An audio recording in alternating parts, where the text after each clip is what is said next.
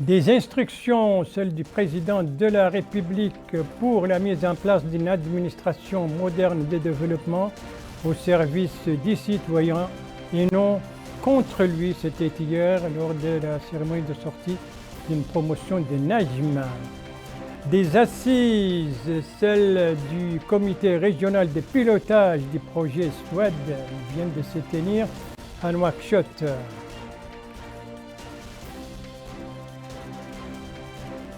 Des réunions, celles tenues aujourd'hui par le ministre de l'Intérieur et de la décentralisation dans le cadre justement de l'application des instructions données par le président de la République relatives à l'administration et aux citoyens.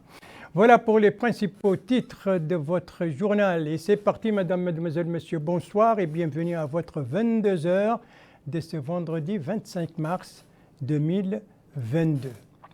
Un discours historique, une nouvelle ère, un tournant. Voilà quelques-unes des réactions à la suite du discours prononcé par le président de la République. C'était hier, discours dans lequel le président de la République a dénoncé l'état, les dysfonctionnements et les lenteurs de notre administration. Une administration, a-t-il dit, qui doit être au service du citoyen et non contre lui, une véritable administration donc du développement. Retour sur ce discours et sur les principales idées avec Bokar Bayleba.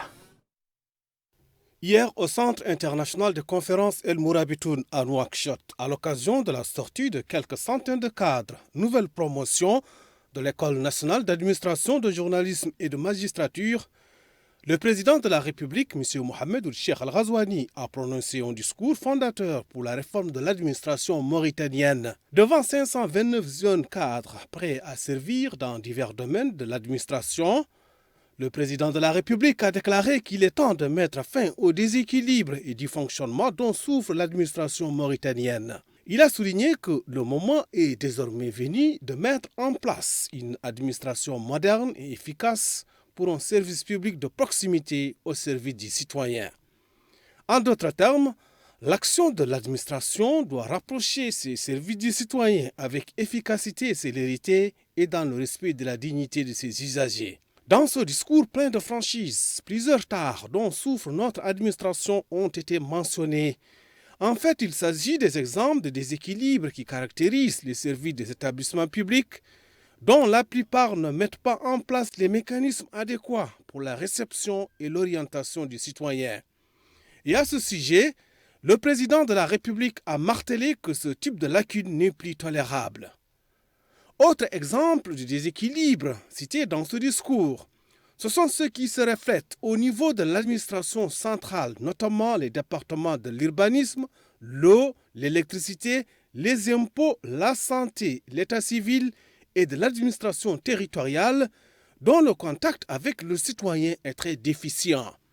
Et pour le président de la République, tous ces déséquilibres ont entraîné un manque de confiance entre le citoyen et ses administrations.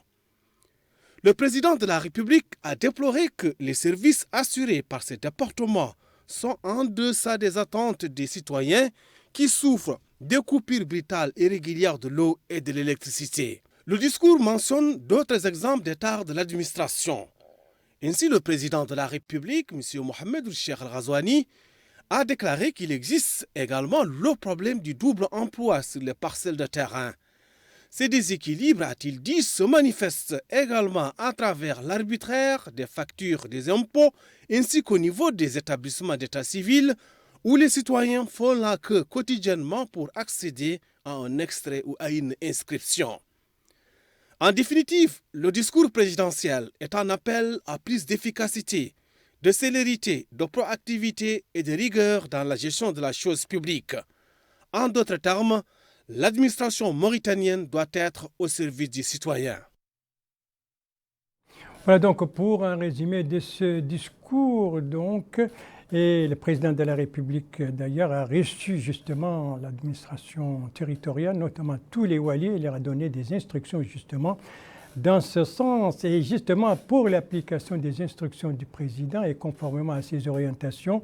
C'est dans ce cadre que s'inscrivent les réunions présidées par les ministres de l'Intérieur et de la décentralisation tenues cet après-midi.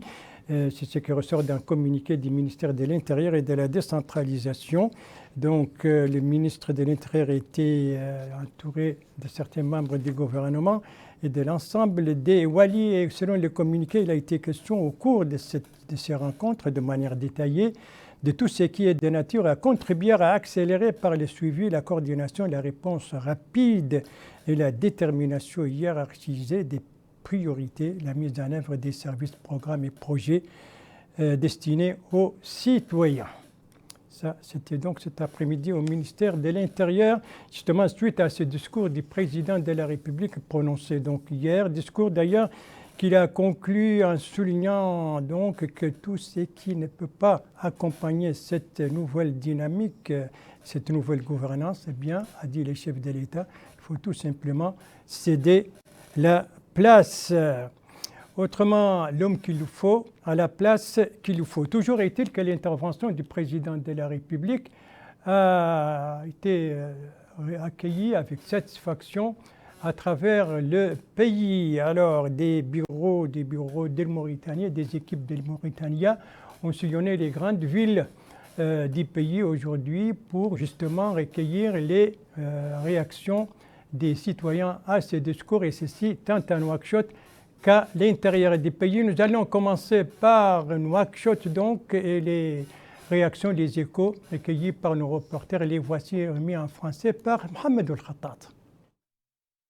Ce sont des feedbacks spontanés exprimés par des citoyens comme ce monsieur qui déclare que le discours du président de la République a touché du doigt les dysfonctionnements de l'administration car les populations souffrent d'être depuis bien longtemps délaissées par l'administration. Et dit-il, il y a même comme une rupture entre les citoyens et l'administration.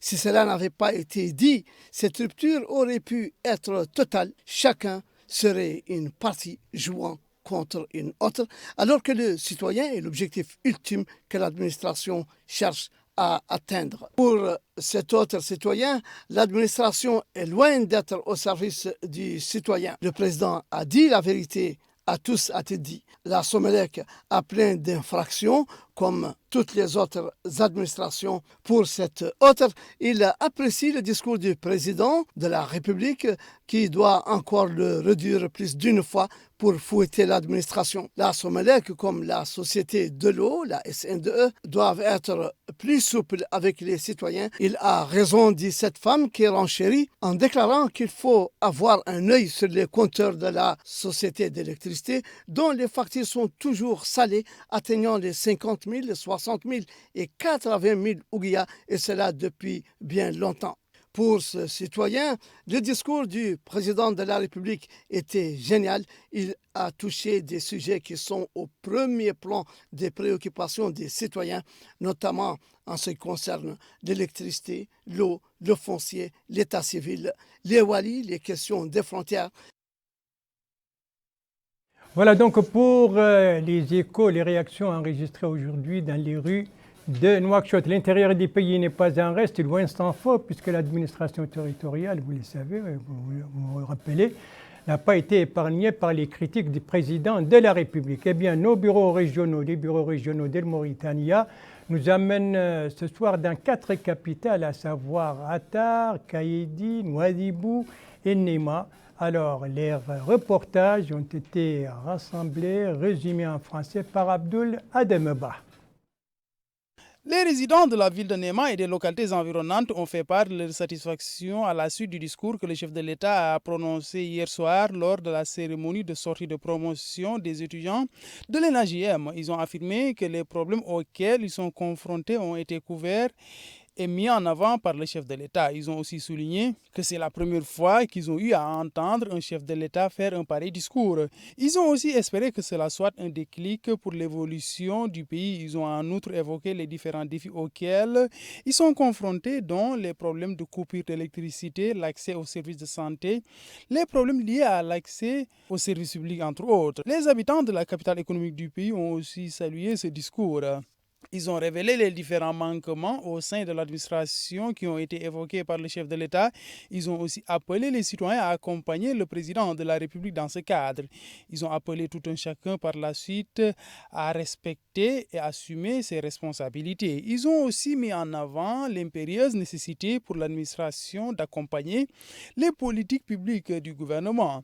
Les habitants ont aussi affirmé que cette déclaration a été effectuée au moment opportun. Le discours du président de la République d'hier était édifiant par rapport aux attentes de rapprocher, en fait, c'est le fait de rapprocher l'offre de services au public. Donc ceci est d'autant plus important, surtout par rapport au domaine du secteur de la santé, qui est par excellence qui compose d'une administration en matière de traitement des dossiers et de gestion des dossiers en termes d'orientation et de satisfaction du service public. Et d'autre part, si on va dans le domaine de prise en charge particulièrement, c'est extrêmement important aussi dans ce domaine d'améliorer les services d'orientation et d'accueil du public. Les résidents de la ville de Kédi ont quant à eux souligné que l'administration doit être au service des citoyens. Ce n'est pas normal, disent-ils, que des citoyens aient du mal à accéder à des services publics, étant ainsi obligés de patienter au niveau des locaux des différents services de l'administration. Ils ont aussi précisé qu'il est important de parler des problèmes des citoyens. Les résidents ont en outre indiqué que les problèmes sont persistants à Kédi, à savoir l'accès aux services de base, dont la santé, l'éducation, l'électricité, entre autres. À Attar, les habitants ont aussi salué le discours du chef de l'État. Ils ont aussi déploré les dysfonctionnements du service public, déclarant être dans l'obligation d'attendre des heures pour obtenir un service demandé. L'administration, souligne-t-il, doit être au service du citoyen. Ce dernier doit être en mesure de poser son problème aux services compétents au sein de l'administration. Voilà, les échos donc au discours du président de la République dans 4 de nos capitales régionales, à savoir donc Attar, Nouadhibou, Kédi et Néma. Voilà, et ce discours, je le rappelle, a été prononcé hier à l'occasion de la sortie d'une promotion de NAJM, l'École nationale d'administration, de journalisme et de la magistrature. Et la cérémonie, je le rappelle, s'est déroulée au Centre international de conférences El Mourabitoun. Quant au palais des congrès, lui, il a abrité d'autres assises, à savoir celle du comité régional de pilotage du projet Suède, travaux qui étaient présidés par le ministre des Affaires économiques et de la promotion des secteurs productifs. C'est un compte-rendu de Bokar Baïreba. Le projet Suède, projet d'autonomisation des femmes et dividendes démographiques au Sahel, vise à soustraire du joug de la pauvreté plus de 15 millions d'adolescentes et de jeunes filles au risque de déscolarisation et de mariage précoce. Et c'est le Premier ministre, M. Mohamed Ould Bilal Messoud, qui a supervisé l'ouverture des travaux de la 6e session ordinaire du comité régional de pilotage du projet Suède.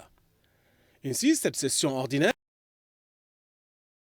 a permis de discuter d'un certain nombre de questions liées à ce projet qui couvre plusieurs pays africains. Le projet Suède a démontré, à travers une approche multisectorielle et une dimension régionale, qu'il s'érige en un bel exemple d'intégration régionale. Il s'attaque à des questions fondamentales de vulnérabilité qui ne connaissent aucune frontière et qui se posent à nos pays avec presque la même acuité. En effet, l'exploitation du dividende démographique est au cœur du programme de développement de l'Afrique, tel qu'affirmé dans la position commune africaine post-2015 et dans l'agenda 2063 de l'Union africaine. La Mauritanie, comme d'autres pays, a mobilisé avec succès les conditions d'éligibilité à la deuxième phase du projet Suède sur la base des résultats probants du Suède 1. J'en veux pour exemple la réalisation d'un taux de rétention scolaire de plus de 96% chez les adolescentes et une réduction de moitié des ruptures de stock des produits contraceptifs dans les zones d'intervention du projet. L'implication des leaders religieux est également effective dans le plaidoyer de la sensibilisation en faveur des questions d'autonomisation des femmes. À cela s'ajoute la mise en place d'un observatoire national du dividende démographique pour renforcer les analyses de population et le suivi des progrès vers la capture du dividende démographique. Pour l'Union africaine, plusieurs politiques ont été adoptées pour promouvoir les droits et le bien-être de la femme. L'agenda 2063 met les femmes et les enfants au centre de ses priorités.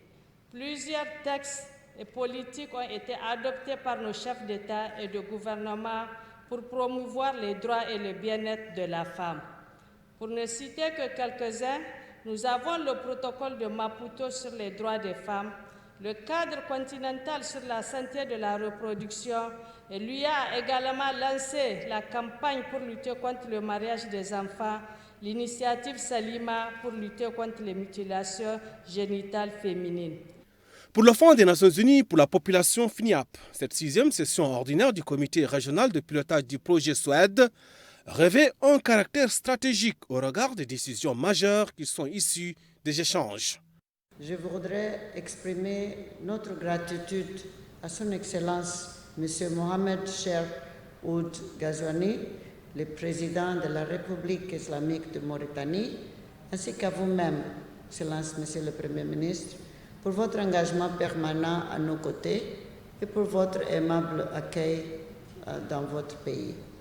Cette 6e session ordinaire du comité régional de pilotage, instance de gouvernance du projet SWED, revêt un caractère stratégique au regard des décisions majeures qui sont issues des échanges. En effet, notre projet franchit une étape importante avec son extension de 6 pays à 9. La Banque mondiale n'est pas en reste. Elle rappelle que le projet SWED est une initiative régionale de grande ampleur avec un ambitieux programme d'autonomisation des filles et des femmes. Distingués invités, d'ici l'an 2100, l'Afrique représentera 80% de l'augmentation de la population mondiale estimée à 4 milliards de personnes. Cette croissance rapide de la population expose la région à des taux de pauvreté plus élevés, à des investissements plus faibles dans le capital humain, à un chômage ou sous-emploi élevé, en particulier chez les jeunes femmes, à une pression accrue sur les environnements naturels, à la vulnérabilité climatique, à la migration économique et à des risques accrus d'instabilité. De son côté, la commissaire à la promotion du genre, du développement humain et social pour l'Afrique centrale, Mme Kipenga Yvette Ngandou, a souligné que la communauté économique des États de l'Afrique centrale accorde une place importante à la protection des droits des femmes et à l'autonomisation de plus de la moitié de sa population, soit 100 millions de personnes. Le maire adjoint de la commune de Tavrazeina a indiqué que le projet SWED est une opportunité de réaffirmer cette valeur mauritanienne, de placer la femme au cœur de l'œuvre de construction sociale et partant de toute action de développement. Ensemble, l'autonomisation des adolescentes et des jeunes femmes est l'un des fronts sur lesquels l'Afrique veut renforcer ses actions pour accélérer la transition démographique. Et ça, c'était donc les travaux de la 6e session ordinaire du comité régional de pilotage du projet SWED, travaux qui se sont déroulés ici à Nouakchott et dont l'ouverture a été supervisée par les premiers ministres. Quant aux travaux, ils étaient présidés par le ministre des Affaires économiques et de la promotion des secteurs productifs. Son collègue de la Défense nationale lui a accordé une audience aujourd'hui. On doit voir les images, les voilà, et c'était dans son bureau. Le ministre de la Défense a reçu le commandant de la force conjointe du G5 Sahel et c'était l'occasion pour les deux parties de discuter de la coopération militaire commune entre notre pays et la force conjointe du G5 Sahel. Toujours dans le cadre des activités ministérielles, cette fois celle du ministre des Pêches et de l'économie maritime, qui était hier à Nouadhibou, notre capitale économique. Et c'était l'occasion pour lui de donc procéder à des visites à des chantiers en cours de réalisation relevant de son département. C'est un compte-rendu de notre correspondant permanent là-bas, Abdelwadoud Sidina, compte-rendu revu en français par Abdoulaye Demeba. Cette visite a débuté par ce déplacement au niveau du chantier en cours de construction du Bureau national d'inspection des produits halieutiques et d'aquaculture. Il a eu à suivre sur les lieux des explications détaillées sur l'évolution des travaux de la part des techniciens au niveau de ces différents ateliers. Ensuite, c'était au sein de la Société nationale de construction d'embarcations de pêche. Il a tenu une réunion avec les responsables de cette entreprise. Il a suivi les modalités suivies dans le cadre de la procédure de construction d'embarcations de pêche. Il a aussi visité les différents compartiments et ateliers dont regorge cette société. Di Oulzen, ministre des Pêches et de l'économie maritime, a précisé que l'objectif de ce déplacement est de s'enquérir des problèmes de ce secteur et des acteurs du secteur des pêches. Il constitue aussi une opportunité d'échanger avec les pêcheurs et s'informer de l'évolution de certains projets en cours. Il a aussi mis en avant la nécessité d'exécuter ces différents chantiers dans le respect des délais impartis. Il a enfin fait état de l'important rôle joué par la Société nationale de construction d'embarcations des pêches. Le ministre a par ailleurs visité l'installation de la Société de distribution de poissons relevant de la Société nationale de distribution des poissons. Il s'est enquis du rôle et de l'importance de ce projet dans la valorisation des produits halieutiques. La visite d'information donc du ministre des Pêches et de l'économie maritime dans notre capitale économique. Quant au ministre de l'équipement et des transports, lui, se trouvait dans le sud-est du pays, précisément dans les wilayas du Gorgol et du Guidimacha, l'occasion pour lui de visiter des chantiers, des réalisations donc relevant de son département. C'est un compte-rendu de notre correspondant permanent là-bas, Mohamed Ali Saleh, compte-rendu revu en français par Bokar Bayraba. Un nouvel ouvrage vient d'être inauguré à Talhaya, dans la Muqata de l'Ikseiba, relevant de la wilaya du Gorgol. Et c'est le ministre de l'Équipement et des Transports, Mohamedou Ahmedou Mohamed, qui a procédé à la mise en service de cet ouvrage. Il s'agit d'un pont érigé au carrefour des routes Jawal-Kaïdi-Likseiba qui permettra de désenclaver un certain nombre de localités, surtout pendant la saison de l'hivernage. La mise en œuvre de cette infrastructure a été longtemps attendue par les populations locales. Aujourd'hui, le rêve est devenu une réalité. D'ailleurs, le maire de la commune de l'Ikseiba, Mohamed Demba, a salué l'importance de cette infrastructure, soulignant les difficultés qu'éprouvaient les populations dans leur déplacement, surtout pendant l'hivernage. À son tour, le directeur de l'établissement des travaux d'entretien routier, Ahmed Tijan Cham, a expliqué que l'ouvrage d'une longueur de 20 mètres et d'une hauteur d'1,50 m est exécuté par l'État sous le contrôle du laboratoire national des travaux publics. Il a rappelé que cette réalisation s'inscrit dans le cadre du programme du président de la République de nature à répondre aux besoins sans cesse croissants des populations. Direction Selibabi, là aussi le ministre de l'Équipement et des Transports s'est informé de l'état d'avancement de la réalisation du réseau urbain de 10 km de la ville. Les travaux sont supervisés par le génie militaire sous le contrôle du laboratoire national des travaux publics. Sur place, le ministre a été édifié par les responsables du projet sur la conduite des travaux et sur leur état d'avancement. Et il a insisté sur la maîtrise des travaux, le respect des délais impartis et des autres conditions spécifiées dans le cahier des charges. Voilà donc pour cette visite du ministre de l'Équipement et des Transports dans les deux wilayas du Gorgol et du Guidimacha. Autre visite ministérielle à l'intérieur du pays, cette fois c'était ce matin, il s'agit de la visite de la ministre de l'Environnement et du Développement durable qui était aujourd'hui, ce matin, à Ouleigat, donc la réserve naturelle d'Ouleigat. C'est un compte-rendu de notre correspondant permanent, Mohamed Lemil Hadi, compte-rendu revu en français par Mohamed Khattat.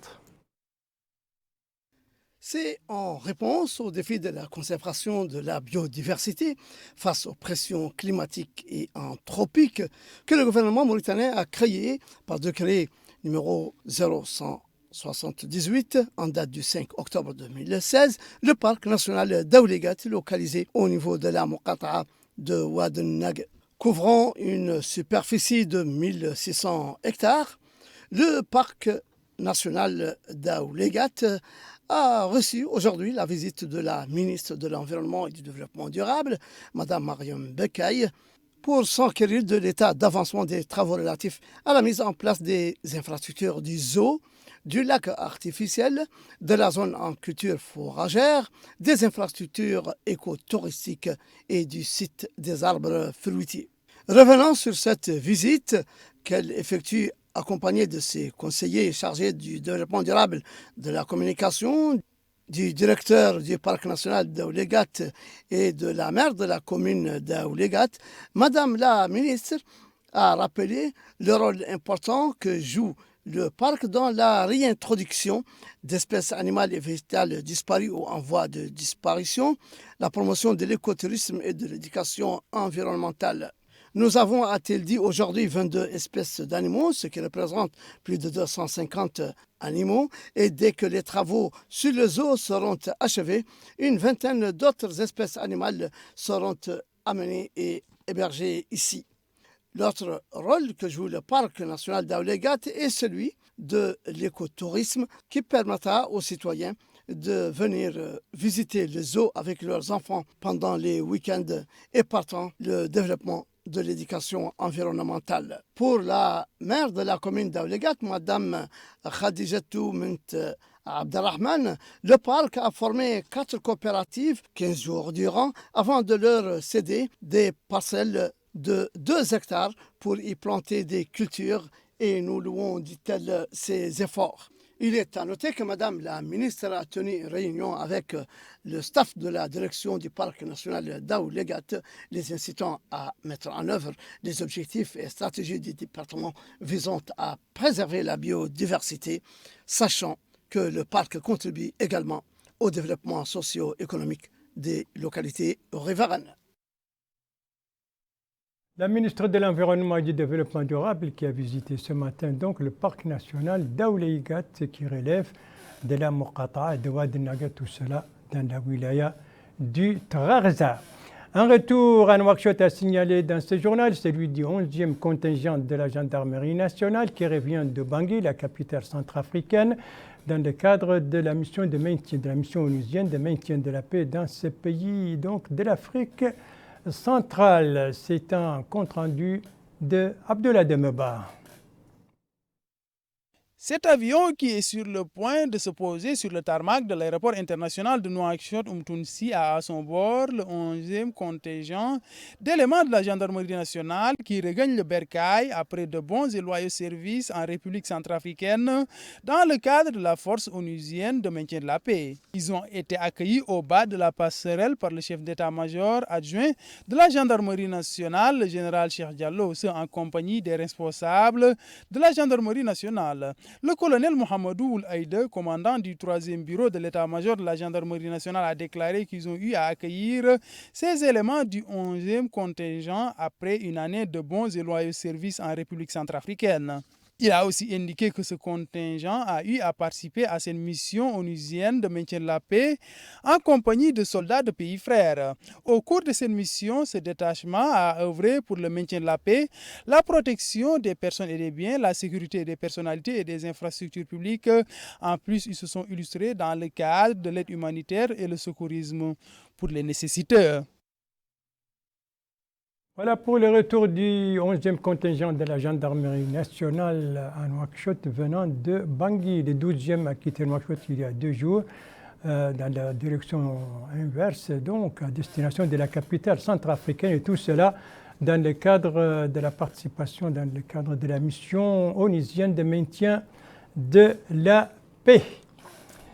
Le ministère de la transition numérique, de l'innovation et de la modernisation de l'administration a animé ce matin un point de presse qui a porté sur donc, la publication des projets retenus pour les prix de l'innovation. Précision sur ce prix et comment cela s'est déroulé avec la directrice justement de l'innovation.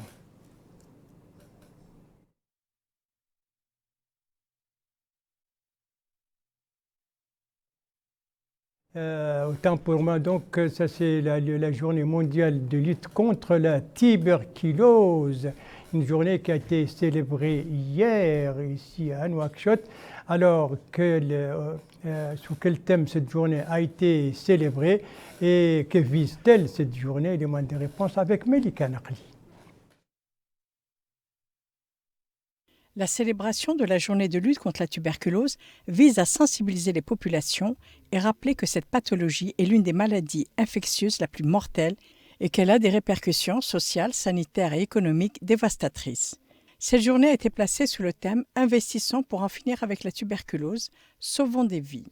Le chargé de mission et secrétaire général du ministère de la Santé, par intérim, M. Bouna Khotob, a déclaré que la tuberculose constitue toujours un problème majeur de santé publique dans le pays et que le taux de détection des cas et le rendement des traitements restent encore faibles, avec une incidence de tuberculose estimée en 2020 à 87 pour 100 000 habitants. Il a ajouté que pour faire face à cette situation, la population doit être consciente que la tuberculose est entre autres un problème socio-économique lié à des pesanteurs culturelles. M. Bouna Kotob souligne que les pouvoirs publics ont déployé des efforts importants avec l'appui de partenaires techniques et financiers pour assurer la gratuité des soins sur tout le territoire national, en adéquation avec la volonté des pouvoirs publics d'assurer une prise en charge correcte des personnes atteintes de la tuberculose, notamment les couches vulnérables. Le ministère de la Santé a redynamisé la lutte contre cette maladie. Ces efforts s'inscrivent également dans le cadre de l'atteinte des objectifs du développement durable conformément au plan de développement sanitaire 2022-2025.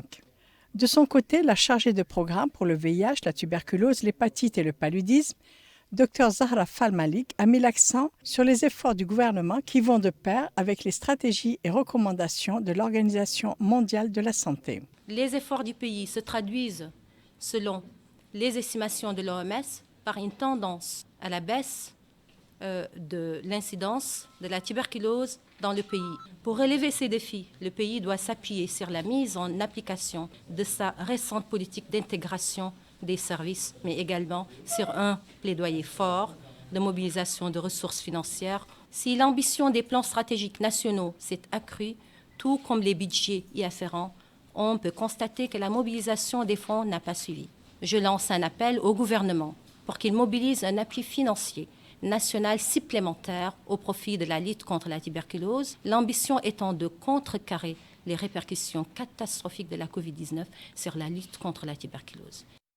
Le thème souligne ainsi le besoin urgent d'investir les ressources nécessaires pour intensifier la lutte contre la tuberculose afin de pouvoir mettre fin à cette pathologie d'ici 2030.